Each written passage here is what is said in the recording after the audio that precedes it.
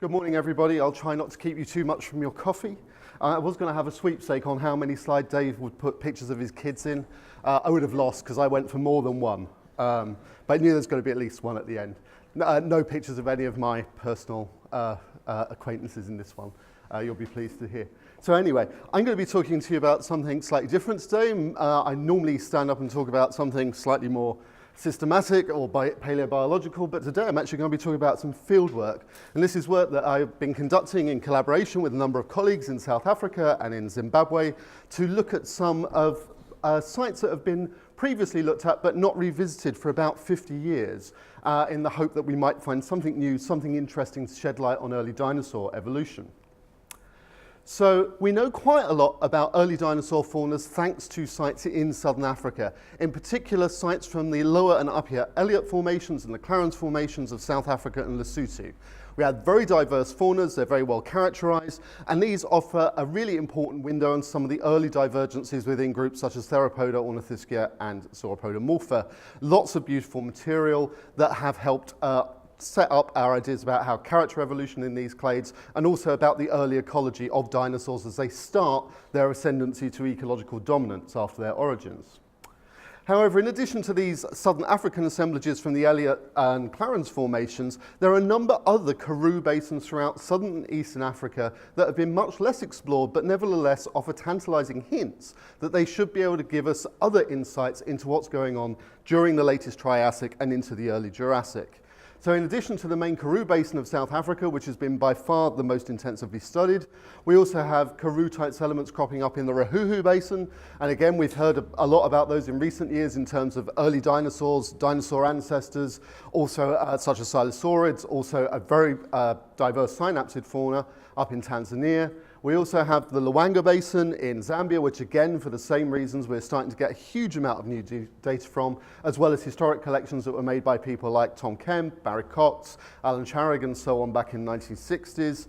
And then finally, we get to the basin of interest to us here, which is the Mid-Zambezi Basin in Zimbabwe. And this is one that we're particularly interested in because it's not been very much visited at all since the 1960s, with relatively few people going to have a look. A couple of crews have gone in, a couple of those led by American colleagues, although none of their results have really been published on this yet.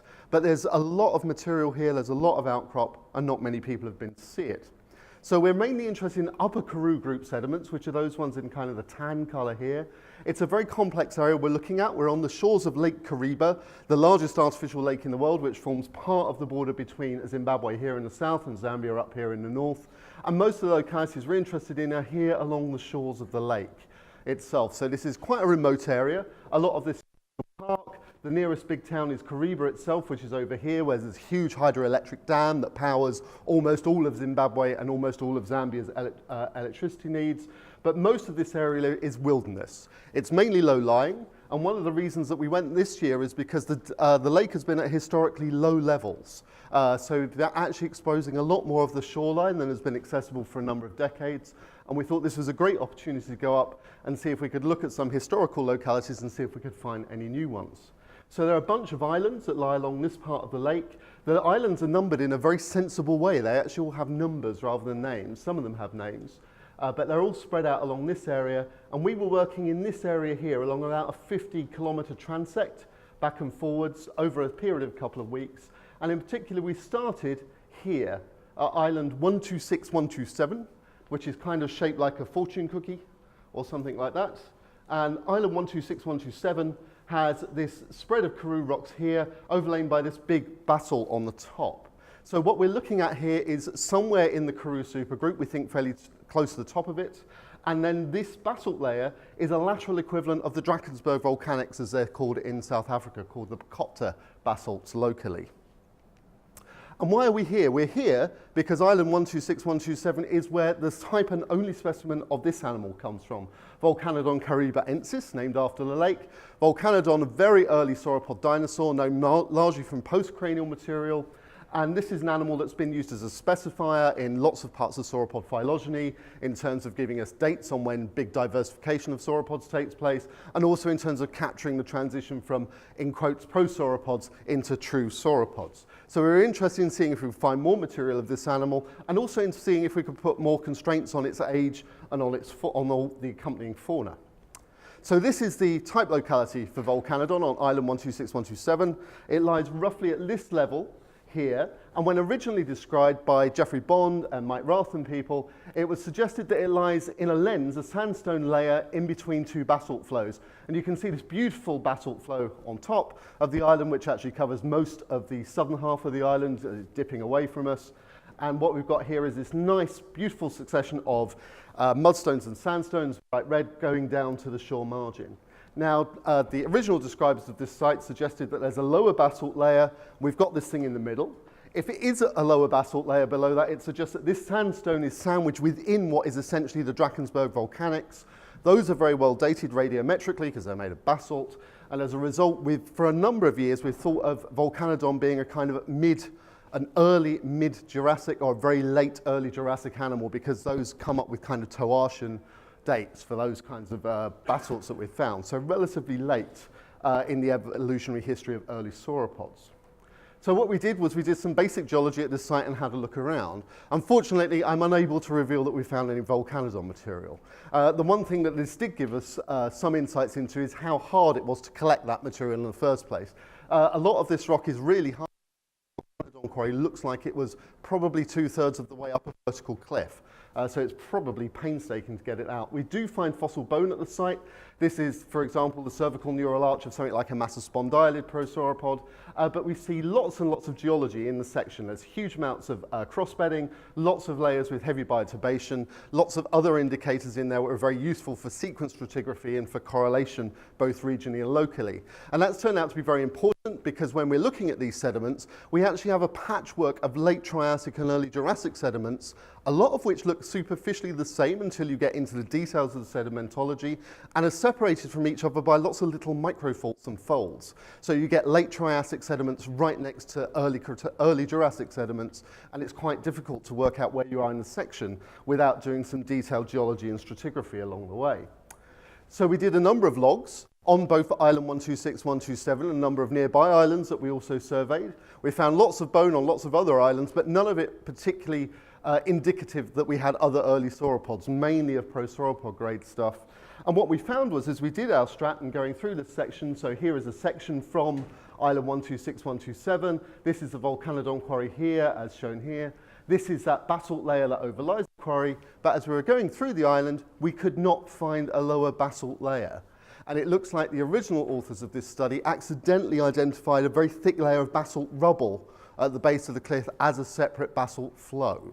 And instead, all we could find when we went through was evidence for being in what's called the Forest Sandstone Formation, which lies at the top of the Karoo group. This is an equivalent of both the Clarence and the Upper Elliott Formation in South Africa, in the main Karoo Basin. And so this is something that's probably of Hatangian or Sinemurian age, and that's an age that's getting more and more certain as we starting to get some radiometric dates from South Africa. And it looks like basically Volcanodon is actually quite a bit older, maybe 10 to 15 million years older than we previously thought.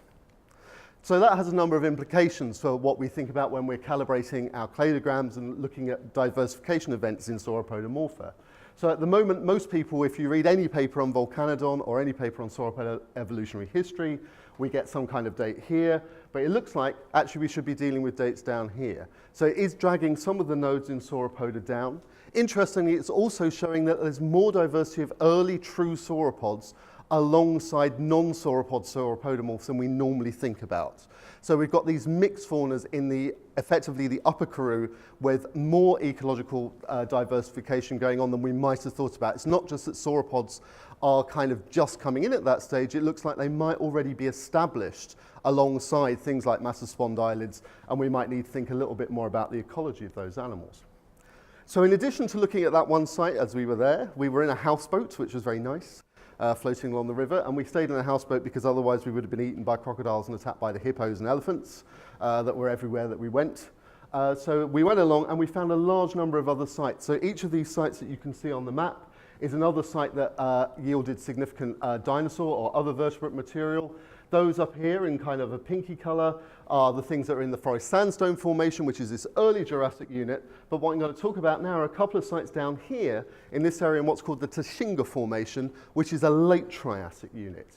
And in particular, this one particular site here, because we ended up with something of a surprise. So this is the Tashinga Formation. It looks very similar lithologically to the forest sandstone. You'll notice it crops out slightly differently. It's not overlain by the basalt. So instead of getting vertical cliffs protected by the basalts, you end up with these much lower kind of gradient slopes to work over instead. So the outcrops here are slightly harder to prospect in that there's less active erosion. And these are things that tend to be along the margins of kind of small creeks and rivers and so on. And these are ones where we had to be particularly careful about crocodiles and elephants, for example. Although we only had one gun between us, for some reason they wouldn't trust me with a gun. Not sure why. But anyway, we prospected a number of these different sites. And we knew that some of these were productive. There's a local chap who's an author of this contribution called Steve Edwards. Steve is actually a safari ranger within the national parks. And he's been collecting bits and pieces of vertebrate material from these sites now for about 15 or 20 years. And so he was showing us some of his favorite spots. And this is one of the most productive spots that we found. And this is a site that yielded material that looks like this. I'm not expecting oohs and ahs from the audience at this point. There's no beautiful three-dimensional CT rendering spinning diagram of this, although actually we've got one, but it doesn't make it look any better.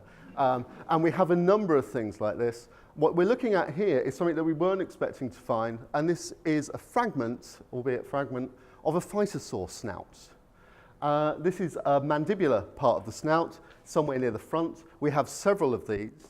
It's very beaten up and very bashed about, but we found numerous or multiple different examples of this. And in addition to finding things like this, we also get lots of isolated teeth, a number of which have that very classically expanded phytosaur-like form. There are a number of isolated armor plates, a number of isolated postcranial elements, and this was simply stuff that was surface collected from one particular locality that we've now obviously informally dubbed the phytosaur site, and one that we only were able to spend about a day and a half here. But in that day and a half, we were able to find a lot of surface material, and it's a site we're intending to go back to look at again. Unfortunately, because the material's so fragmentary, we can't do an awful lot with it. We showed it to a couple of, excuse me, actual phytosaur experts. As none of us are, I'm going to lose my voice. Excuse me.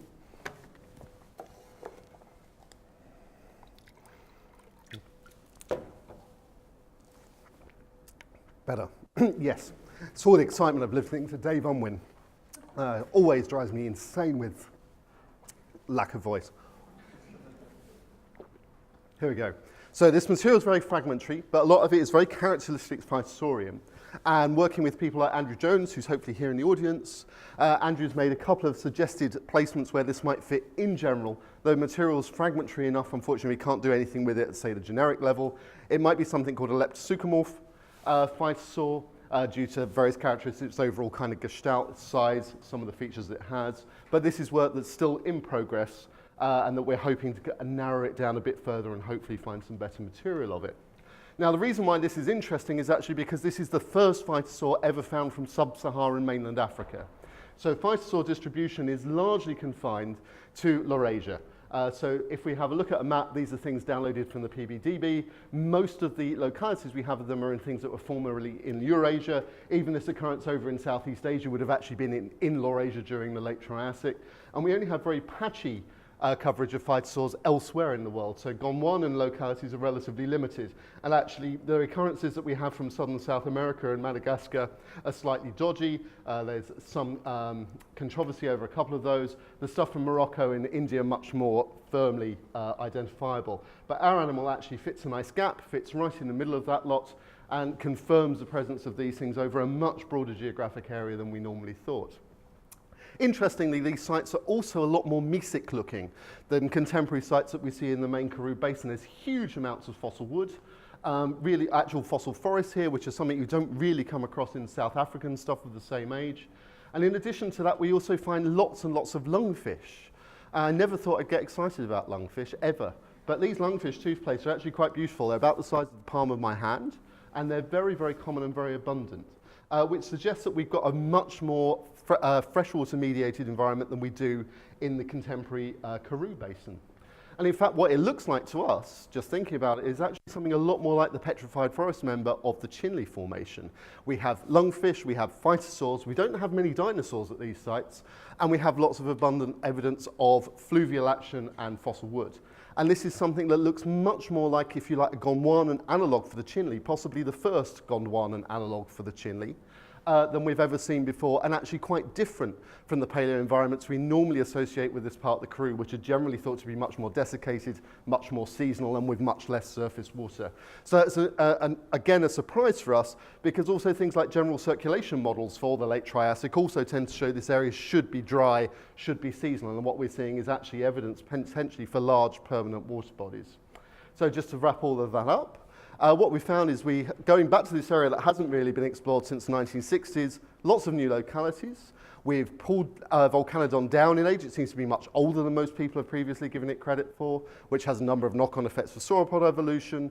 We found the first phytosaur from sub-Saharan Africa from the late Triassic, which is also helping us look in terms of the ecology and the regional variation that we see not only in the ecology, but also in some of the more general sedimentology and tectonics over the whole area. And with that, thank you very much.